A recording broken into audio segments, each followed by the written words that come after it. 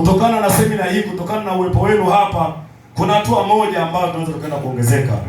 Kwa hiyo Mungu awabariki sana kwa ujio wenu nanyi, kwa namna ambayo Mungu amewalinda, amewafunika kwa safari, kwa vyombo vya moto ambao umepanda kila mtu chombo chake. Naam.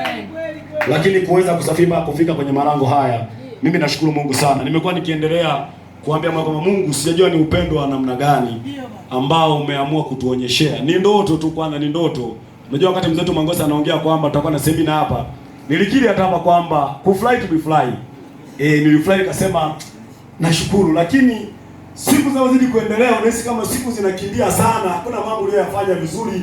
Unakuta kuna vitu vingi hujaviweka sawa sawa. Au tuseme kwa ujumla kwamba kupokea mgeni, wewe tu kupokea mgeni. Lazima tu akili iwe moto moto. Anaongea mzee siku jana kwamba mimi nitaanza kuwazungukia na kile utakapokuwa nawazungukia tawatinga, mtatingwa kweli kweli. Sio mzee tu. Hata sisi kwa sisi unakuwa watumishi wa Mungu, wametoka Tunduma, wametoka Njombe, wametoka kambi kuu.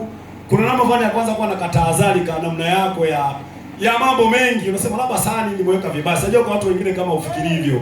Au indala nimeweka vibaya hapa au kitu gani?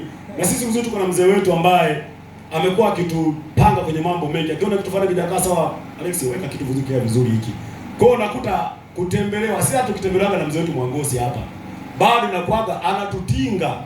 Yaani anatutinga kwa shangani, unakuwa na mashaka kama neno nitakayoongea nitakosea. Hapa muonekano utakuwa huko vizuri. Lakini yote katika yote tunashukuru Mungu sana kwa namna alivyotupenda.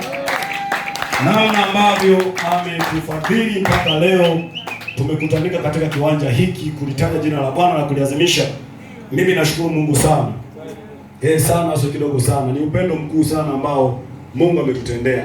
Ni upendo mkubwa sana, ni mkubwa sana. Sana ni kitu